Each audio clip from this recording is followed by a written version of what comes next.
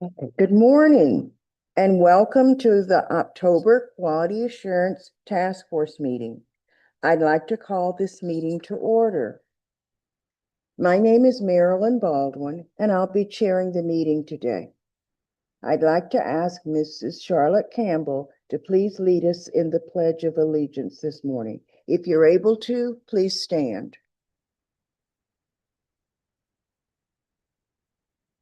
I I pledge allegiance to the flag of the of the United States of America and to the republic for which it stands, one nation, under God, indivisible, with liberty and justice for all.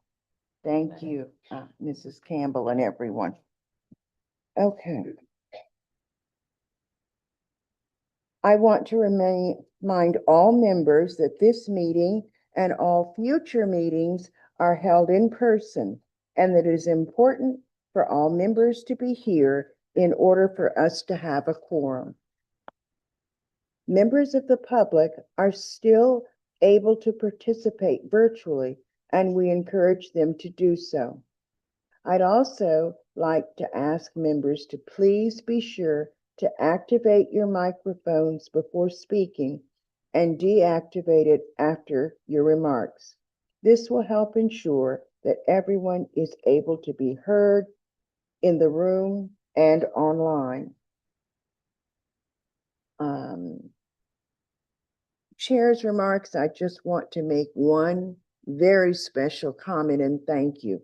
Thank you to the Metro Plan staff that helped us in putting on our Blind Americans Equality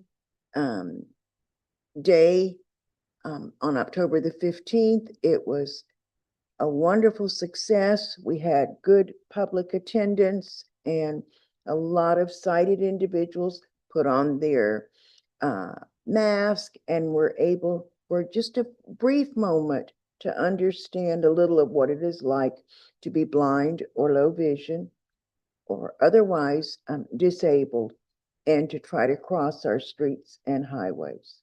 So I really want to thank you for that. Next, like to ask Mrs.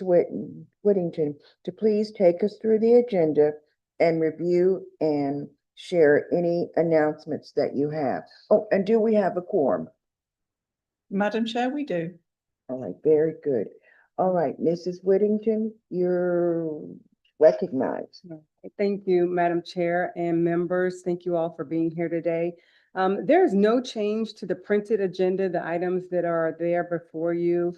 We'll take you through at the appropriate time, but I would like to also add my voice to Ms. Baldwin's and say thank you to everyone who participated in the blind experience. We have pictures that are up on the screen there highlighting the event. Staff is working on a recap video that will be ready in time for your November 13th TDLCB meeting, but it was a very, very successful event. The experience, of course, as you know, we've been doing for a number of years.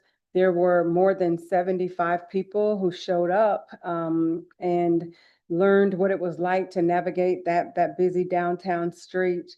And so we just continue in the partnership and helping others to raise awareness and learn more. I want to say a special thank you to the Metro Plan staff.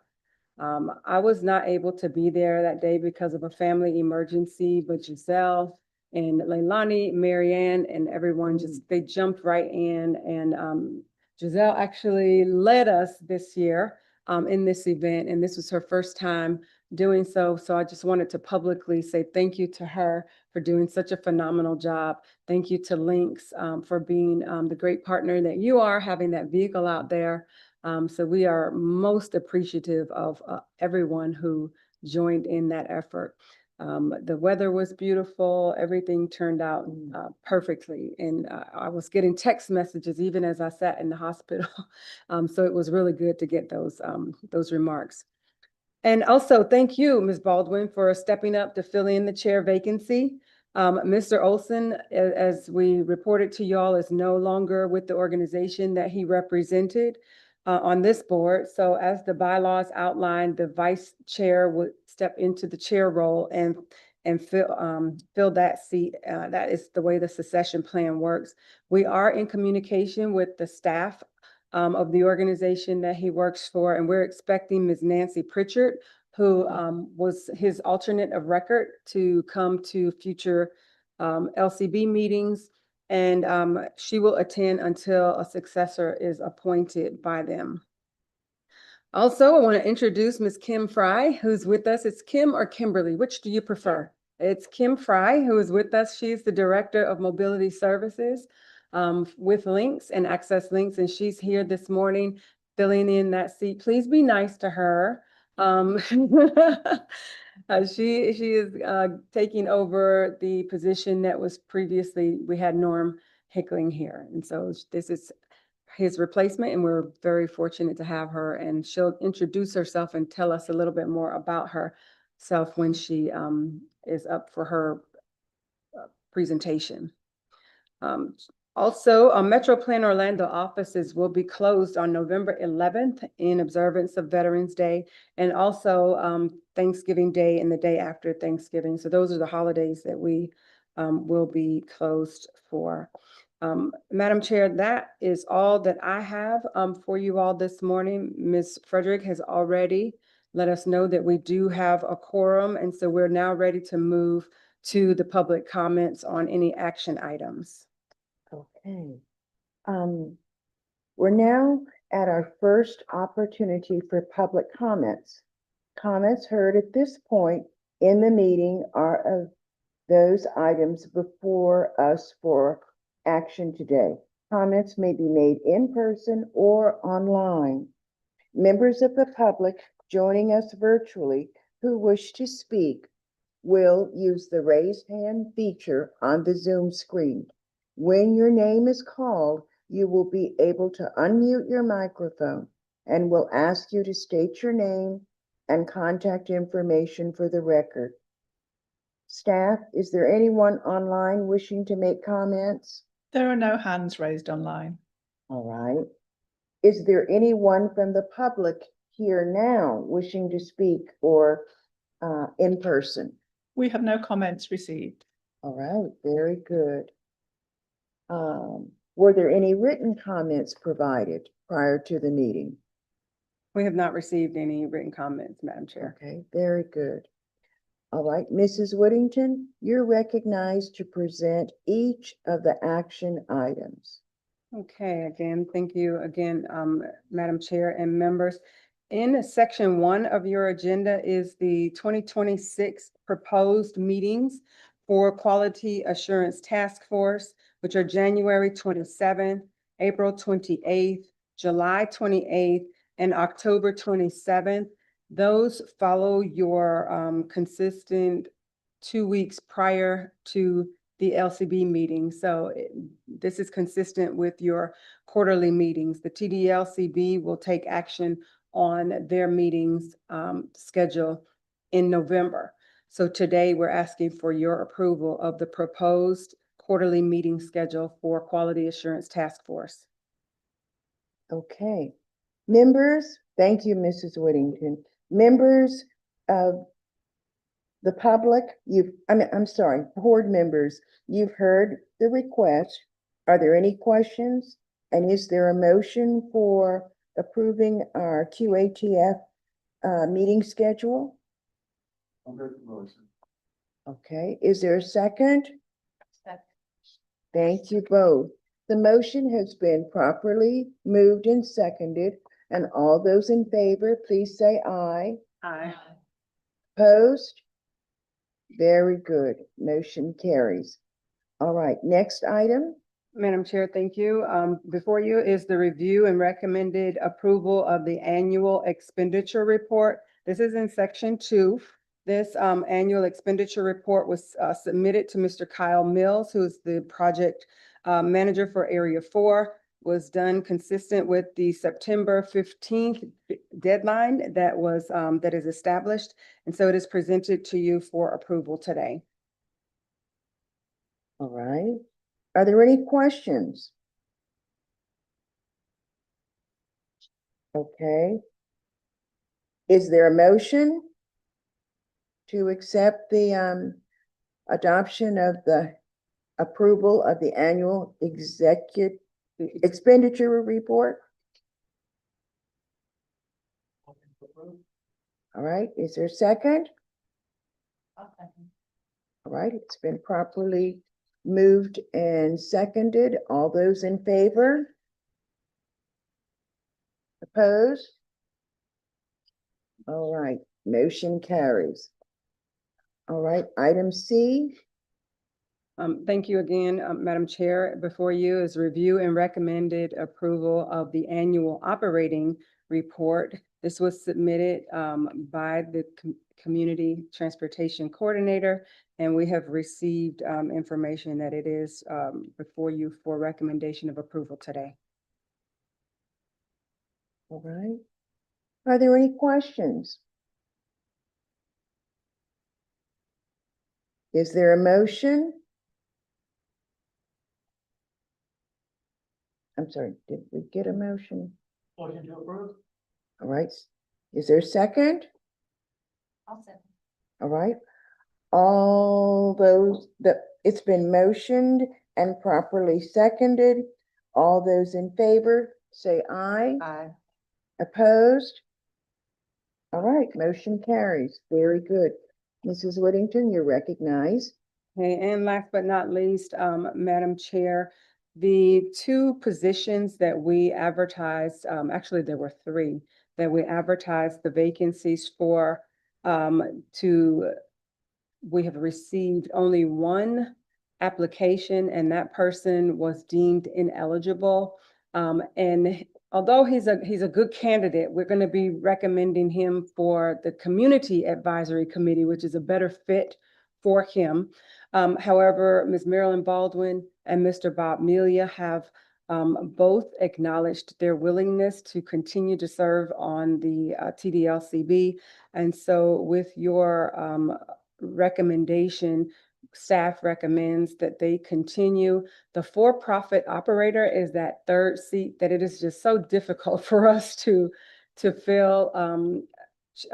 I don't know what else we can do, except for maybe go out with one of the little signs on the corner and spin it. But we are, but that position has consistently remained vacant on this board.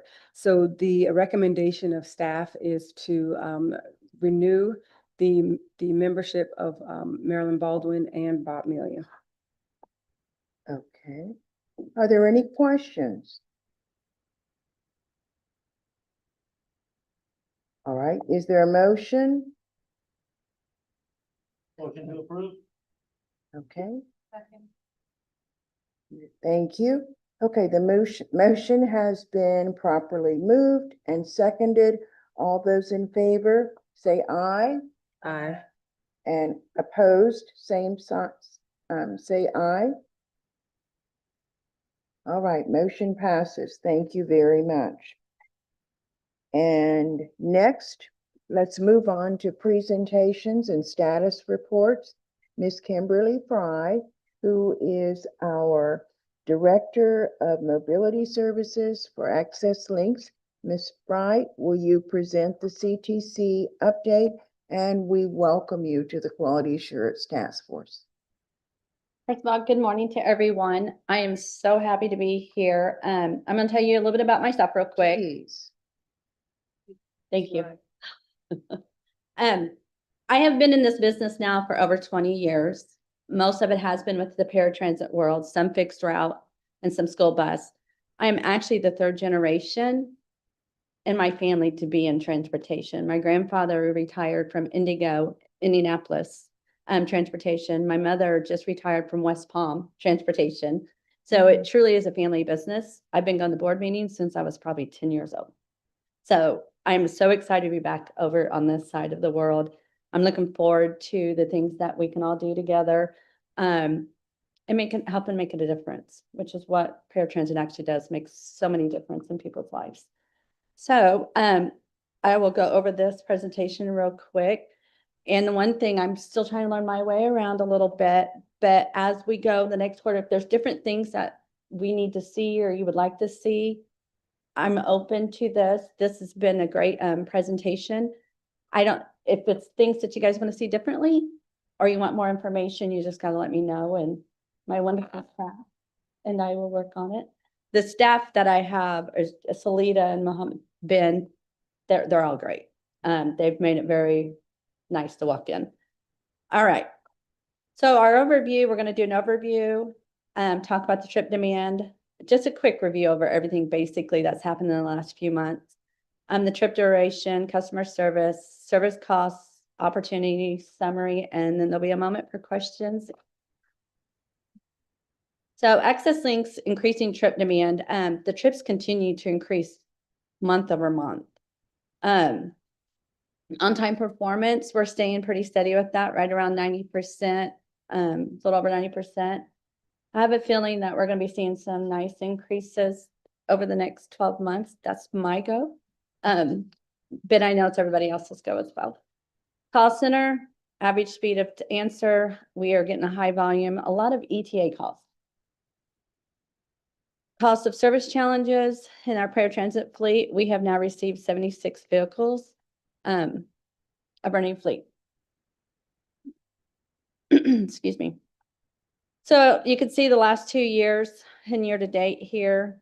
Again, our trips just continue to increase month after month. Average trip time, 91% through September. Again, we're staying right around 90%, but I am seeing some increases over the last, even this month in October. Most of our trips are employment and dialysis. These are our trips, the average, the hours by miles. I can go step by step, but you guys also have this presentation. So I didn't want to just read it, but our average trip is 1 to 5 miles is 1 hour, takes 1 hour. I'm sorry, it's 24. Benny, there's the numbers. Sorry, it's been a while since I've had to do this. Average speed of answer, 4 minutes for a call. Our agents are handling an average of 69 calls per hour that they're on duty. The calls you can see are increasing. Last August, we had 61,000 calls. And in September, 57,000. But again, you can see we are increasing majorly with our calls. Comparison of actual costs versus paid invoices. We've provided you for the past 12 months. Again, I'm not going to go page by page, number by number. So if anybody has questions, we can go back to that. In summary, near 57,000 trips performed each month. On-time performance is steady. Again, 76 out of our 85 vehicles are delivered. We're hoping to have more come November and January. And we continue to work on our preventive maintenance. And we are targeting a 3-minute average speed of answering our calls. And that's Access Links. Real quick summary. Questions or comments for Kimberly? And this is her first time, so we definitely want to be kind to her. Thank you, Kimberly, for the good report. Many of us on this board are also legally blind, so not for the longer numbers, but once in a while, since we're not able to see the screen, if you can please highlight some of what is here for us. But you're right, it is, available for everyone to see. Any comments or questions? Marilyn, I have a couple. All right, Bob, go ahead. And it's nice to kind of meet you. My first question is the call hold times. I would like to see the number if you took 7 a.m. to 7 p.m. and not a 24-hour average, because I can't remember the last time I had to call and change a ride, and I only had to wait 3 minutes. I'm sorry, what are you asking for a change on? I'm asking to see what in my opinion, the real life numbers are for Okay. call hold times. I'm assuming that the call hold times that were just presented is with a 24-hour clock. You can only change rides or reserve rides between 8 AM and 5 PM. Um, I get constant notifications from my therapists and my nurses that patients have been on hold for 20 minutes, patients have been on hold for 30 minutes and then get kicked off.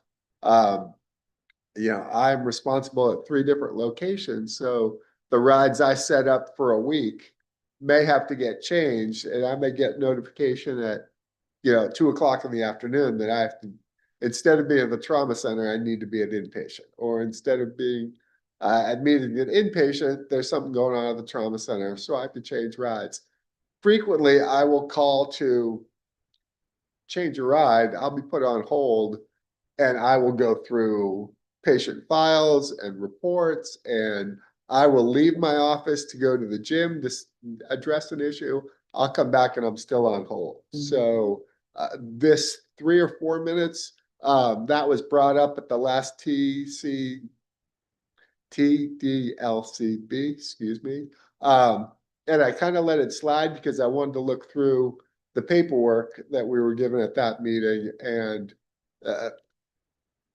what you're saying and what I and patients and other riders are bringing to me just don't mesh.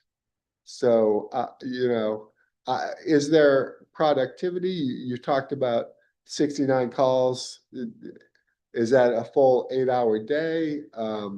I'd like to see the details of that, because 3 or 4 minutes would be great, but that's not what's I happening would at the other concur end of with the that. line. You make a very valid point. We'll look at the numbers as well on that and see the difference and where we can. I ran a call center for many years as well that worked with paratransit and fixed route. So I do have some ideas and some different things that we might be able to try. Very valid point. I have not looked at the numbers that way, but it makes sense to look at them that way and see where we can do something differently. One more thing along those lines before I bring something else up, is, and it's gotten better, but occasionally I will be on with a customer service person and they'll have to put me on hold for a minute because there are kids in the background or the dog is barking, that doesn't increase efficiency. Now, I know employees have their responsibilities, and they also have family responsibilities. But, as it gets later in the day and that 5 o'clock hour is coming, that could be the difference between people getting rides to doctors or therapy or the grocery store and people not getting those rides. So, I understand people have lives and people need to take care of family, but, other people have needs as well. So that's something, it's better than it was, or at least in my experiences. But it's still happening from time to time. Okay. Any other comments or questions? Yes, Nika Berry, and good morning. Good morning. I missed your introduction, but it's a pleasure to meet you. Let's go back to Bob's question, because guess I'm not clear. Is average speed of answer and hold time the same thing? Because I don't see where we've reported hold time, but I see the average speed of answer. If you could speak on the calls. I have not been that involved with that part of the reporting yet. Yes.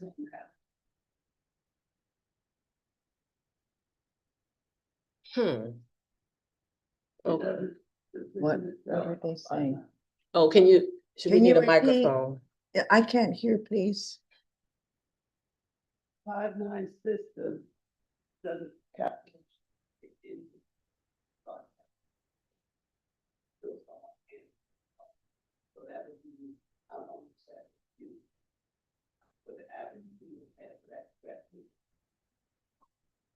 So where it says average speed, that's how long you were holding on. The average of how you were holding, how long you were holding. Right. Hmm.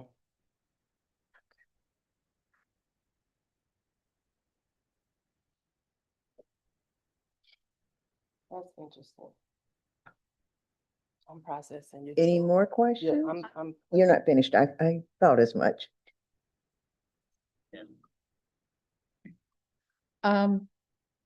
Marilyn, this is Betsy. I am curious to know if if there's a very high volume of ETA calls during certain hours of the day, and if a large amount of calls are coming from dialysis centers for dialysis patients, since there are a lot of the riders and users of the transportation. I'm wondering if all dialysis centers have the app that you can go on and it tells you in real time where the ride is and who's on board and what time they'll be there. Is everyone in the dialysis centers is utilizing that system? Because it seems like it would alleviate a lot of the calling for ETA and free up some time for people if everyone, at least everyone in dialysis were using it.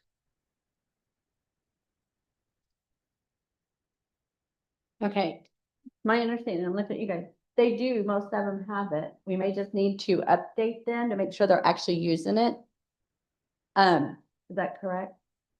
Okay, it's been invaluable in my center, so I just wondered if everybody was on board with that, or I can check around and see. If they're not, I wonder if the link staff should set up some training to maybe help the other centers to learn how to use those apps. Okay, I was just curious about that. Marilyn, I have one, but I can be the last of the Go board to ahead. ask questions. I'm still on my question. Yeah. Okay, so Salita, you said once they get to the queue is when it's that average time is the time they have been on hold before they reach the queue?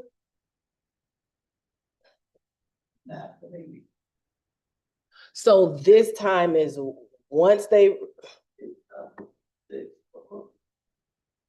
Wait, can you hear that? Salita, No. can you Wait, please get a come up microphone. to sit next to Kimberly, please? Because we do have people online that won't be able to hear. Welcome back from vacation. And then you know that the little blue speaker man there in the middle is how you activate your mic. Ah. Good morning, everyone. I'm back.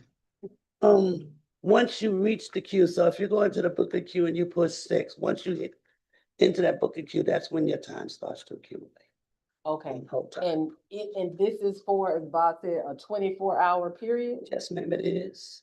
However, recently we have been refocusing on core hours of 8 to 5, not 7 to 7. Okay, Our core reservation hours are 8 to 5.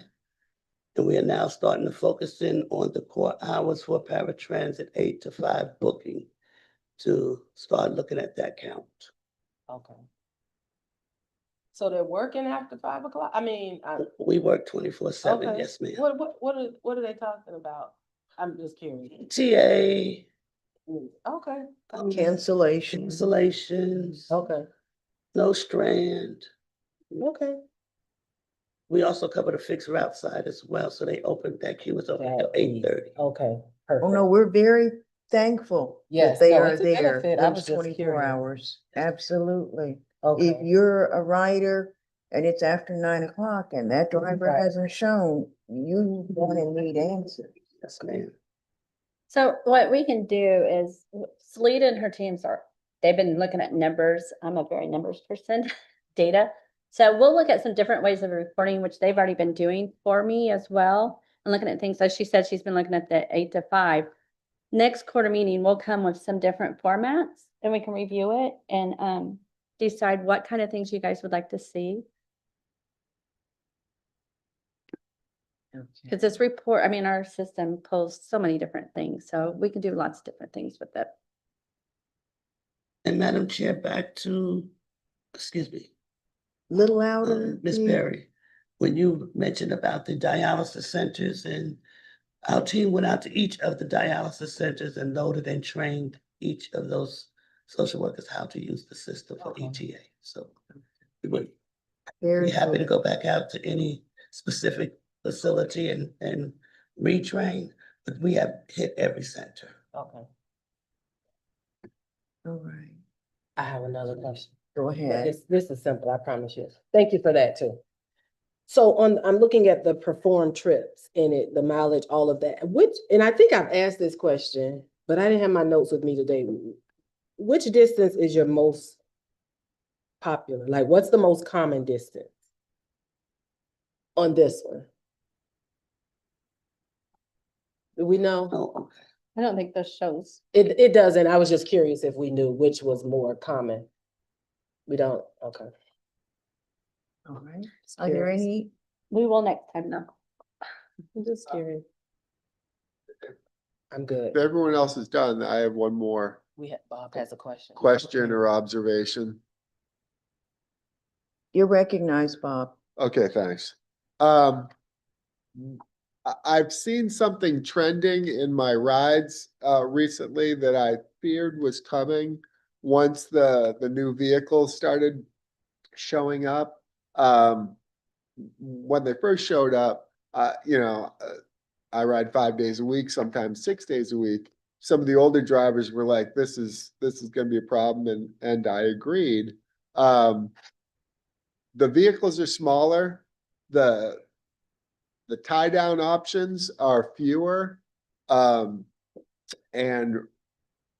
as I said, it's been trending up, at least in my experiences, where drivers will come to my house and say, Robert, we have to drop this wheelchair off first. Do you want to switch out here in your driveway? And you go in first, and then the person getting dropped off first can get in behind you, or do you want to do it at that location? That's an issue unto itself that's gonna take time. But the ones that are truly kind of frustrating are the ones where I have 2 dialysis centers within 1.5 miles of my house, where the drivers are coming and then giving me this option when I frankly don't care what my pickup window is. I mean, I don't want to get picked up 8 hours before a trip, but if the driver's going to be a few minutes out of the window, and because of doing that, they've dropped someone off, and then come and pick me up and take me to my destination. For me, that makes a whole lot more sense than a driver having to load wheelchairs on and then unload them at a distance and then reload someone. I think that needs to be looked at. That just seems very inefficient and more work for the drivers that are already doing a demanding job. I mean, as we've seen in the numbers, the rides are only going up. They're not going down. And with, what you watch on the news, it's probably going to be a continued increase in the applicants and drivers or riders needing to go to destinations. So if someone can be tracking that and maybe kind of fix those routes or the situation so that these drivers again aren't loading and unloading and then reloading to get people where they need to go. Give me a phone call. Tell me that the driver's going to be a few minutes out of the window, but it's more efficient for everyone. We will look into that, and thank you for bringing that to my attention. I would also think that safety would be an issue, that if you are unloading and reloading these individuals and this is not the stop that they began with, I think your insurance company might have some questions and concerns about that too. So I think that's a good comment, Bob, and certainly a serious one. Even as an ambulatory person, I've been put in a situation where there are two wheelchairs, and once we loaded my walker, there's very little space for me to walk between to get to a seat. There again, this is probably the computer not realizing that it looks like you can put 3 people here or 4 people on this vehicle, but really it's not. And I worry greatly about not being steady and falling or tripping over these chairs. So like Bob said, could we look into that for all of our riders? Yes, ma'am. Mhm. Okay, I have a couple of follow-ups from our last meeting. Have you, and I know that you've just arrived, Kimberly, so it's maybe just a point of information. At the last meeting, we talked about the need to have some type of system if you're being dropped off at a common location where a lot of people are coming and going. What could we do to help our drivers to know that I am Miss Baldwin? Is it a name badge that we would put on? Is it an information card? But something, because I'm not comfortable with the driver coming up in front of a lot of people and asking, "Who are you?" Well, wait a minute. That probably doesn't work well. And I could also see it being where a client who's been sitting for a while could say, well, they want to know who I am. Yes, I'm going to tell them who I am. And then once they get on the vehicle, that's not the client you were supposed to pick up. So I think if we could have some type of a better system for getting riders who are not at a common look, they're not at their residence. A couple of weeks ago, I was being picked up from a meeting and I was sitting outside. The driver comes up and says, "Tell me who you are." That's not professional. There's got to be a better way. And then my other follow-up would be, have we given any more thought to how we can better train some of the drivers in sensitivity awareness? Maybe when they first meet that client, "Good morning, Miss Baldwin. How are you? How may I assist you today?" I think those little trademarks can go a long way with our riders being comfortable with us and more to know that we're all family and we all are in this together. And then sometimes drivers have some really good ideas about how we can do things better. Perhaps we can listen to them as well. All right, are there any other comments or any other comments, everybody? Okay, Kimberly, I hope we weren't too difficult on your first trial with us. No, it was great. You got my rules of turning again. So I appreciate that.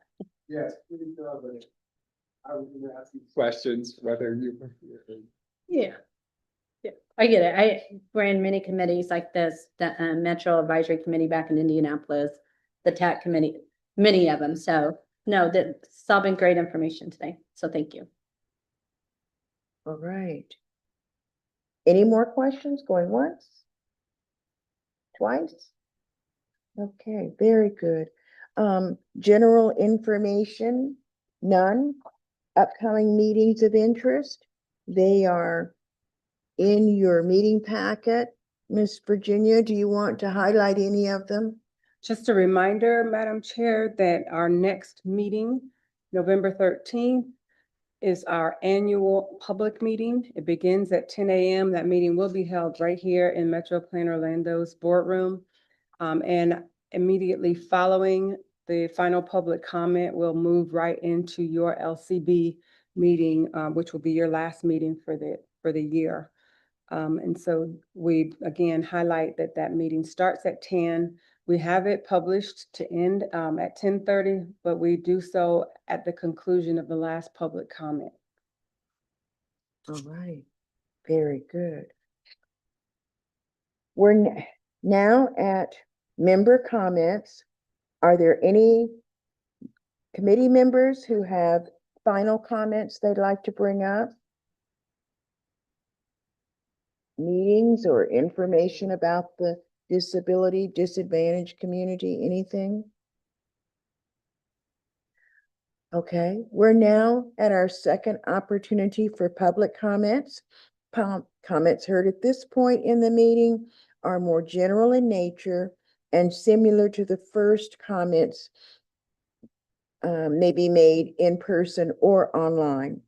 Members of the public joining us virtually who wish to speak will use the raise hand feature on the Zoom system. When you're called, you will be able to unmute your microphone and will ask you to state your name and contact information for the record. Is there anyone online wishing to make a comment? There are no hands raised online. All right. Is there anyone from the public wishing to speak in person? No comments received. All right. Were there any written comments provided prior to the meeting? We did not receive any for this meeting, but Madam Chair, I can tell you that we are receiving public comments for the public meeting already. So we're starting to receive those already. Okay. If there's no further business, the TD public meeting is November 13th and the LCB meeting will follow immediately. And I look forward to seeing you all there. Thank you for joining us today and thank you for allowing me to chair our meeting. I think that the work that this committee does is very, very important. Okay. If there are no further comments or information, our meeting is adjourned.